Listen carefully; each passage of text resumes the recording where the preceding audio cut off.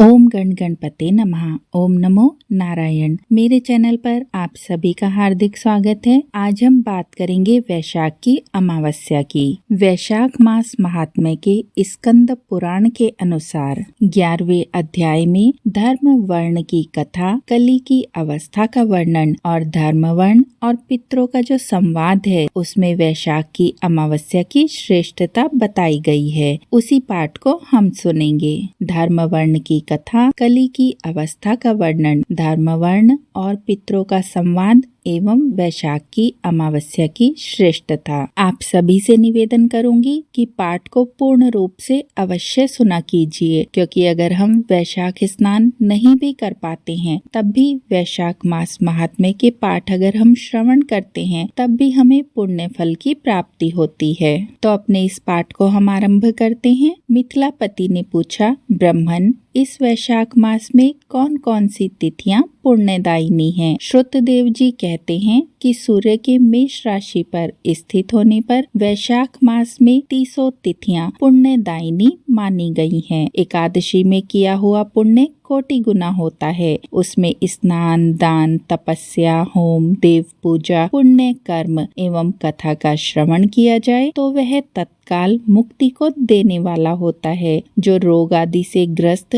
और दरिद्रता से पीड़ित हो वह मनुष्य इस पुण्यमयी कथा को सुनकर कृतकृत्य होते हैं। वैशाख मास मन से सेवन करने योग्य है, क्योंकि वह समय उत्तम गुणों से युक्त है। दरिद्र, धनाढ्य, पंगु, अंधा, नपुंसक, विधवा, साधारण स्त्री पुरुष, बालक, युवा, वृद्ध तथा रोग से पीड़ित मनुष्य ही क्यों न हो, वैशाख मास का धर्म सबके लिए अत्यंत सुख साध्य है। परम पुण्यमयी वैशाख मास में जब सूर्य मेष राशि में स्थित हो तब पापनाशनी अमावस्या कोटि गया के समान फल को देने वाली होती है। राजन, जब पृथ्वी पर राजर्षि स्वार्णी का शासन था उस समय 30वें कलयुग के अंत में सभी धर्मों का लोप हो चुका था। उसी समय अनर्त देश में धर्म वर्ण नाम से विख्यात एक ब्राह्मण हुए। मुनिवर धर्म वर्ण ने उस कलयुग में ही किसी समय महात्मा मुनियों के सत्रयांग में सम्मिलित होने के लिए पुष्कर क्षेत्र की यात्रा की। वहाँ कुछ व्रतधारी महर्षियों ने कलयुग की प्रशंसा करते हुए इस प्रकार कहा था, सत्य युग में भगवान विष्णु को संतुष्ट करने वाला जो पुण्य 1 वर्ष में साध्य है वही त्रेता में 1 मास में और द्वापर में 15 दिनों में साध्य होता है। परंतु कलयुग में भगवान विष्णु का स्मरण कर लेने से ही उससे 10 गुना पुण्य होता है। कली में बहुत थोड़ा पुण्य भी कोटि गुना होता है। जो एक बार भी भगवान का नाम लेकर दया दान करता है और दुर्भिक्ष में अन्न देता है वह निश्चय ही ऊर्ध्वलोक में गमन करता है। यह सुनकर देवर्षि नारद हंसते हुए उन्मत्त के समान नृत्य करने लगे। सभासदों ने पूछा कि नारद जी, ये क्या बात है? तब बुद्धिमान नारद जी ने हंसते हुए उन सबको उत्तर दिया, आप लोगों का कथन सत्य है। इसमें कोई संदेह नहीं कि कलयुग में स्वल्प कर्म से भी महान पुण्य का साधन किया जाता है तथा क्लेशों का नाश करने वाले भगवान केशव स्मरण मात्र से ही प्रसन्न हो जाते हैं। तथापि मैं आप लोगों से ये कहता हूँ कि कलयुग में ये 2 बातें दुर्घट हैं। शिश्नेन्द्रिय का निग्रह और जीवा को वश में रखना। ये दोनों कार्य जो सिद्ध कर ले वही नारायण स्वरूप है। अतः कलयुग में आपको यहाँ नहीं ठहरना चाहिए। नारद जी की ये बात सुनकर उत्तम व्रत का पालन करने वाले महर्षि सहसा यज्ञ को समाप्त करके सुख पूर्वक चले गए। धर्मवर्ण ने भी वह बात सुनकर भूलोक को त्याग देने का विचार किया। उन्होंने ब्रह्मचर्य व्रत धारण करके दंड और कमंडलू हाथ में लिया और जटा वल्क धारी होकर वे कलयुग के अनाचारी पुरुषों को देखने के लिए घर छोड़कर चल दिए। उनके मन में बड़ा विस्मय हो रहा था। उन्होंने देखा प्राय मनुष्य पापाचार में प्रवृत्त होकर बड़े भयंकर और दुष्ट हो गए हैं। ब्राह्मण पाखंडी हो गए हैं। शूद्र संन्यास धारण करते हैं। पत्नी अपने पति से द्वेष रखती है। शिष्य गुरु से बैर करता है। सेवक स्वामी के और पुत्र पिता के घात में लगा हुआ है। ब्राह्मण शूद्रवत और गौएं बकरियों के समान हो गई हैं। वेदों में तो गाथा की ही प्रधानता रह गई है। शुभ कर्म साधारण लौकिक कृत्यों के ही समान रह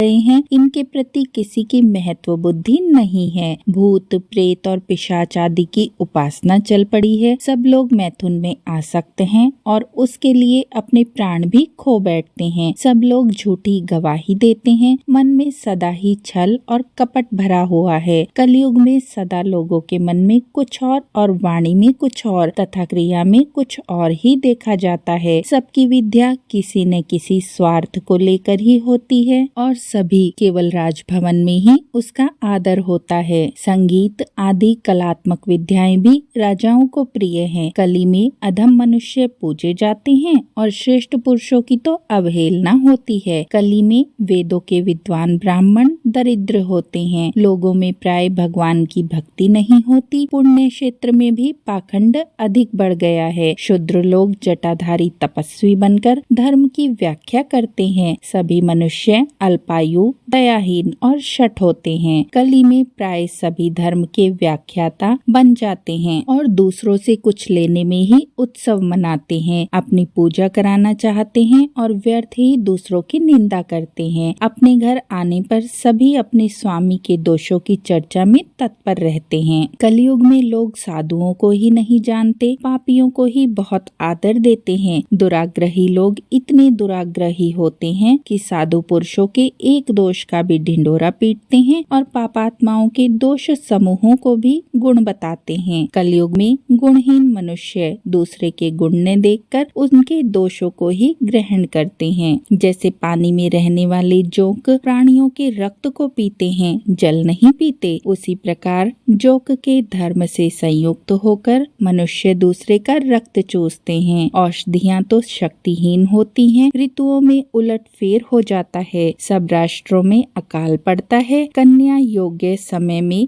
संतानोत्पत्ति नहीं करती। लोग नट और नर्तकों की विद्याओं से विशेष प्रेम करते हैं। जो वेद और वेदांत की विद्याओं में तत्पर और अधिक गुणवान है, उन्हें अज्ञानी मनुष्य सेवक की दृष्टि से देखते हैं। वे सब के सब भ्रष्ट होते हैं। कलयुग में प्राय लोग श्राद्ध कर्म का त्याग करते हैं, वैदिक कर्मों को छोड़ बैठते हैं। प्राय जीवा पर भगवान विष्णु के नाम कभी नहीं आने देते। लोग श्रृंगार रस में आनंद का अनुभव करते हैं और उसी के गीत गाते हैं। कलयुग के मनुष्यों में न तो कभी भगवान विष्णु की सेवा देखी जाती है और न ही शास्त्रीय चर्चा होती है। न कहीं पर यज्ञ की दीक्षा होती है और न ही विचार का लेश है। ना तो अत्यधिक तीर्थ यात्रा है और न ही दान धर्म होते देखे जाते हैं। यह कितने ही आश्चर्य की बात है। उन सबको देखकर धर्म वर्ण को तो बड़ा भय लगा। पाप से कुल की हानि को होते देखकर अत्यंत आश्चर्य से चकित होकर वे दूसरे द्वीप में चले गए। सब द्वीपों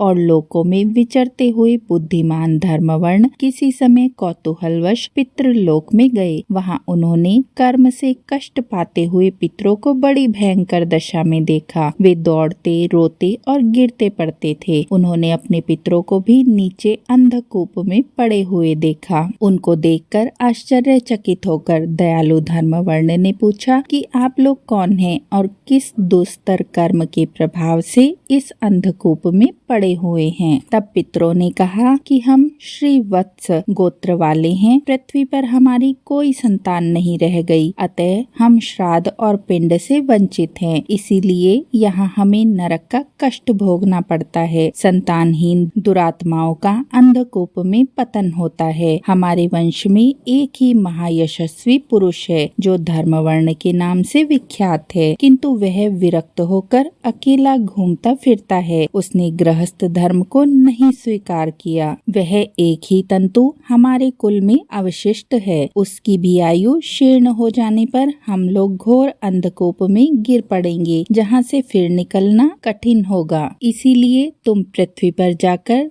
धर्म वर्ण को समझाओ। हम लोग दया के पात्र हैं, हमारे वचनों से उसको ये बताओ कि हमारी वंश रूपा दुर्वा को काल रूपी चूहा प्रतिदिन खाता है। क्रमशः सारे वंश का नाश हो गया है, एक तुम ही बचे हो। जब तुम भी मर जाओगे तब संतान परंपरा न होने के कारण तुम्हें भी अंधकूप में ही गिरना पड़ेगा। इसीलिए गृहस्थ धर्म को स्वीकार करके संतान की वृद्धि करो। इससे हमारी और तुम्हारी दोनों की ऊर्ध्व गति होगी। यदि एक भी पुत्र वैशाख, माघ अथवा कार्तिक मास में हमारे उद्देश्य से स्नान, श्राद्ध और दान करेगा तो उससे हम लोगों की ऊर्ध्वगति होगी और नरक से उद्धार हो जाएगा। यदि एक पुत्र भी भगवान विष्णु का भक्त हो जाए, एक भी एकादशी का व्रत रखने वाला हो जाए अथवा यदि एक भी भगवान विष्णु की पापनाशक कथा श्रवण करे तो उसकी 100 बीती हुई पीढ़ियों का तथा 100 भावी पीढ़ियों का उद्धार हो जाता है।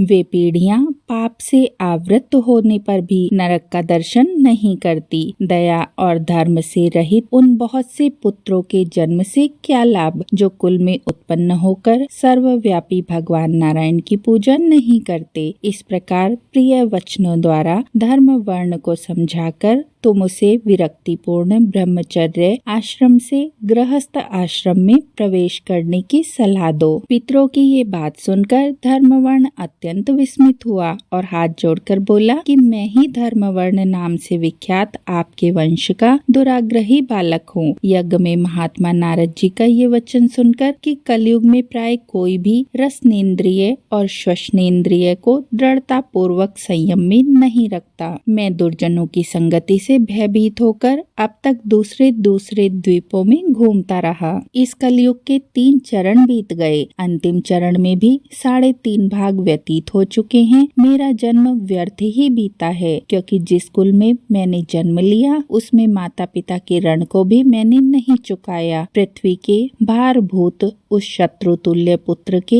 उत्पन्न होने से क्या लाभ है जो पैदा होकर भगवान विष्णु और देवताओं और पितरों की पूजा नहीं करे। मैं आप लोगों की आज्ञा का पालन करूंगा। बताइए पृथ्वी पर किस प्रकार मुझे कलयुग से और संसार से भी बाधा नहीं प्राप्त होगी। धर्मवर्ण की ये बातें सुनकर पितरों के मन को कुछ आश्वासन प्राप्त हुआ। वे बोले, बेटा तुम गृहस्थ आश्रम स्वीकार करके संतानोत्पत्ति के द्वारा हमारा उद्धार करो। जो भगवान विष्णु की कथा में अनुरक्त होते, निरंतर श्री हरि का स्मरण करते और सदाचार के पालन में तत्पर रहते हैं, उन्हें कलयुग बाधा नहीं पहुंचाता। मानद जिसके घर में शालिग्राम शिला अथवा महाभारत की पुस्तक हो, उसे भी कलयुग बाधा नहीं देता। जो वैशाख मास के धर्मों का पालन करता है, माघ स्नान में तत्पर होता है और कार्तिक में दीप देता है, उसे भी कलयुग की बाधा नहीं प्राप्त होती। जो प्रतिदिन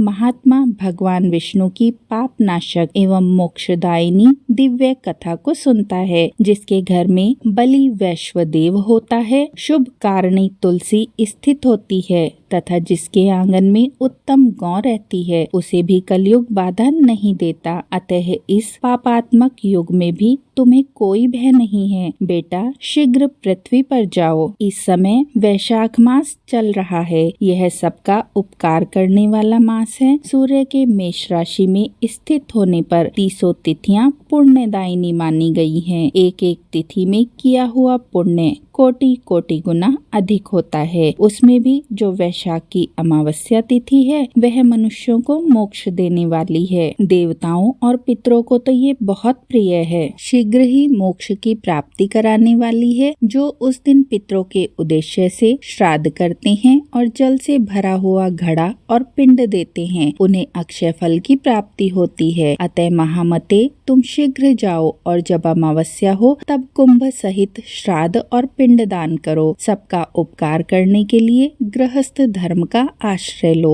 धर्म, अर्थ और काम से संतुष्ट हो, उत्तम संतान पाकर फिर मुनि व्रति से रहते हुए सुख पूर्वक द्वीप द्वीपांतरों में विचरण करो। पितरों के इस प्रकार आदेश देने पर धर्मवर्ण मुनि शीघ्रता पूर्वक भूलोक में चले गए। वहाँ मेष राशि में सूर्य के स्थित रहते हुए वैशाख मास में प्रातःकाल स्नान करके देवताओं, ऋषियों ऋषियों और पितरों का तर्पण किया, फिर कुंभ दान सहित पाप विनाशक श्राद्ध करके उसके द्वारा पितरों को पुनरावृत्ति रहित मुक्ति प्रदान की। तत्पश्चात उन्होंने स्वयं विवाह करके उत्तम संतान को जन्म दिया और लोक में उस पापनाशनी अमावस्या तिथि को प्रसिद्ध किया। तदंतर वे भक्ति पूर्वक भगवान की आराधना करने के लिए हर्ष के साथ गंधमादन पर्वत पर चले गए। इसीलिए वैशाख मास की यह अमावस्या तिथि परम पवित्र मानी जाती है। तो ये तो था स्कंद पुराण के अनुसार वैशाख मास महात्म्य के 11वें अध्याय का पाठ, जिसमें हमने धर्म वर्ण की कथा सुनी, कलयुग की अवस्था का वर्णन, धर्म वर्ण और पितरों का संवाद और वैशाख की अमावस्या की श्रेष्ठता को जाना। कोई भी त्रुटि हुई है तो क्षमा कर दीजिए और चैनल को लाइक, शेयर और सब्सक्राइब अवश्य कर लीजिए। वैशाख मास महात्म्य की अन्य वीडियो मेरे चैनल पर पहले से उपलब्ध हैं, उन्हें अवश्य सुनिए। जय श्री कृष्ण, राधे राधे, नारायण नारायण।